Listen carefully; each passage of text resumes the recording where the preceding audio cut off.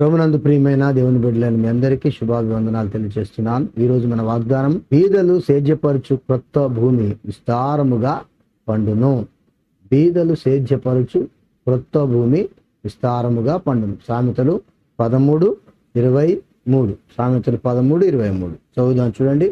బీదలు సేద్యపరచు క్రొత్త భూమి విస్తారముగా పండును, అన్యాయం వలన నశించి వారు కలరు. న్యాయము హిబ్రూ భాషలో మిస్పాత్, తీర్పు అని కూడా ప్రయోగించవచ్చు. కొంతమంది సమాజంలోని అన్యాయం కారణంగా పేదలుగానే ఉండిపోతున్నారు. ఇది సమాజంలోని అన్యాయం వల్ల అలాగనే ఉండిపోతా ఉన్నారు. వారి విషయమై దేవుడిచ్చిన వాగ్దానం ఇది. దేవుడిచ్చినటువంటి వాగ్దానం. మనము ప్రభువులో అతి కృప కలిగి ఉండాలి. చూడండి, యాకోబు పత్రిక 5వ అధ్యాయము 1 నుంచి. ఇదిగో ధనవంతులారా, మీ మీదికి వచ్చేటి ఉపద్రవమును గూర్చి ప్రలాపించి ఏడుడి. మీ ధనం చెడిపోయేను, మీ వస్త్రము చిమ్మటలు కొట్టినవాయను, మీ బంగారమును మీ వెండియు తుప్పు పట్టినవి. వాటి తుప్పు మీ మీద సాక్ష్యముగా ఉండి అగ్ని వలె మీ శరీరములను తినివేయను. అంత్యదినములందు ధనము కూర్చుకుంటుంది. ఇదిగో మీ చేలు కోసిన పనివారికి ఇయ్యక మీరు మోసముగా బిగపట్టిన కూలి మొరపెట్టుచున్నది. మీ కోతవారి కేకలు సైన్యములకు అధిపతి ప్రభు యొక్క చెవులలో చొచ్చి ఉన్నవి. మీరు భూమి మీద సుఖముగా జీవించి భోగాసక్తులై వదదినమునందు మీ హృదయములను పోషించుకుంటిరి. ఎన్ని మంచి మాటలు చూడండి. అంత ధనవంతుడి గురించి చెప్తూ వచ్చాడు. మీరు నీతిమంతుడైన వాని శిక్ష విధించి చంపుతురు, అతడు మిమ్మును ఎదిరింపడు. కాబట్టి క్రొత్త భూమి అంటే బీదలను బలవంతంగా నివసింపచేసిన బీడు భూమి, లేదా సబ్బాతు సంవత్సరంలో బీదల కోసము విడిచిపెట్టడానికి ఉద్దేశించిన భూమి. ఇది పాత నిబంధనలో మనకు తెలియజేస్తుంది. నిర్గమాకాండము 23వ అధ్యాయము, నిర్గమ 23. ఆయన ఇచ్చినటువంటి ధర్మశాస్త్రంలో ఒక భాగముగా ఈ మాటలు ఇచ్చాడు. 23:10-11. 6 సంవత్సరాలు నీ భూమిని విత్తి దాని పంట కూర్చుకునేవాళ్ళను, 7వ సంవత్సరంలో దాని బీడు విడవలను. అప్పుడు నీ ప్రజల్లోని బీదలు తినిన తర్వాత మిగిలినది అడవి మృగములు తినవచ్చును. నీ ద్రాక్ష తోటల విషయంలోను నీ ఒలివ తోట విషయంలోను అలాగుననే చేయవాలి. ఇది విడిచిపెట్టబడినటువంటిది, బీదల కోసము విడిచిపెట్టబడినటువంటిది. చూడండి, లేవియా కాండంలో కూడా 25:1 నుండి. మరియు యెహోవా సీనాయి కొండ మీద మోషేకి ఇలాగ సెలవిచ్చాను, నీవు ఇశ్రాయేలుతో ఇట్లను, నేను మీకు ఇచ్చుచున్న దేశంలోనికి మీరు వచ్చిన తర్వాత ఆ భూమి కూడా యెహోవా పేరట విశ్రాంతి కాలమున ఆచరింపవలను.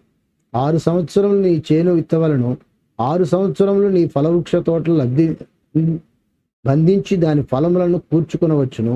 7వ సంవత్సరము భూమికి మహావిశ్రాంతి కాలం, అనగా యెహోవా పేరట విశ్రాంతి సంవత్సరముగా ఉండవలను. అందులో నీ చేను విత్తకూడదు, నీ ఫలవృక్షపు తోటను శుద్ధిపరచకూడదు, నీ కారుచేల పంటను కోసుకొనకూడదు, శుద్ధిపరచని నీ వృక్ష ఫలమును ఏరుకొనకూడదు. అది భూమికి విశ్రాంతి సంవత్సరం. అప్పుడు భూమి యొక్క విశ్రాంతి సంవత్సరం సస్యము నీకును, నీ దాసునికిని, నీ దాసికిని, నీ జీతగానికి, నీతో నివసించే పరదేశికిని ఆహారము.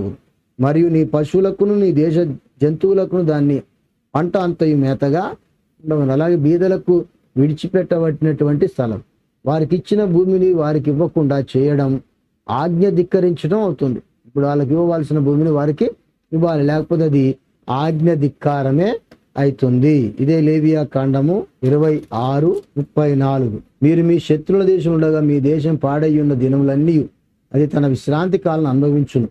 అది పాడయ్యుండు దినములన్నీ అది విశ్రమించును. మీరు దానిలో నివసించినప్పుడు అది విశ్రాంతి కాలంలో పొందకపోయినా విశ్రాంతిని అది పాడయ్యుండు దినములలో అనుభవించును. మీలో మిగిలిన వారు తమ శత్రువుల దేశం ఉండగా వారి హృదయంలో అదే పుట్టించదు. కొట్టుకొని పోచున్న ఆగు చప్పుడు వారిని తరుమును. ఖడ్గమెదుటి నుండి పారిపోయినట్లు వారు చప్పుడు విని పారిపోయారు. తరుమువాడు లేకయే పడిదరు. ఈ విధంగా దేవుడు వారిని రక్షించువాడిగా, ఆదరించువాడిగా, కృపచూపువాడిగా ఉంటాడు. చూడండి, 43వ వచనం.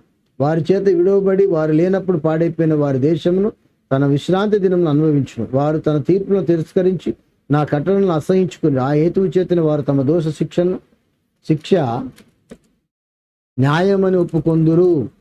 ఈ శిక్షకు మేము పాత్రలమని వాళ్ళు ఒప్పుకునేవారుగా. ఈ విధంగా దేవుడు విశ్రాంతి సంవత్సరాలని ఏర్పాటు చేశారు. ఎందుకంటే బీదలకు సేద్యం చేసుకుంటుంది. వారికి ఇచ్చిన వాగ్దానం ఏంటంటే, బీదలు సేద్యపరచు క్రొత్త భూమి విస్తారముగా పండును. అట్టి వారి కష్టార్జితాన్ని దేవుడు ఆశీర్వదిస్తాడు. కాబట్టి బీదలైన వారు మీరు ధన్యులు, పరలోక రాజ్యం మీద అంటున్నారు.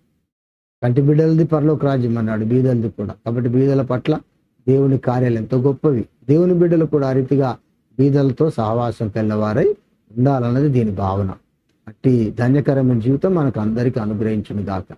ప్రేమ నమ్మకం గల మా తండ్రి, నీ పాదం స్తోత్రాలు నాయన. ఎంతమంది ఈ యొక్క వాక్యాన్ని విన్నారో ఆ చొప్పున కనికరము, ప్రేమ, దయ, కరుణ కలిగి జీవించి నీ కృపకు, నీ కనికరముకు ఆధారభూతులుగా ఉండటకు సహాయం చేయమని యేసు పేరట వేడుకొంచున్నాను తండ్రి. ఆమేన్. సర్వకృపానిదగు దేవుని యొక్క కృప, కనికరము, కాపుదల మనందరికీ తోడయుండి నడిపించును గాక. ఆమేన్.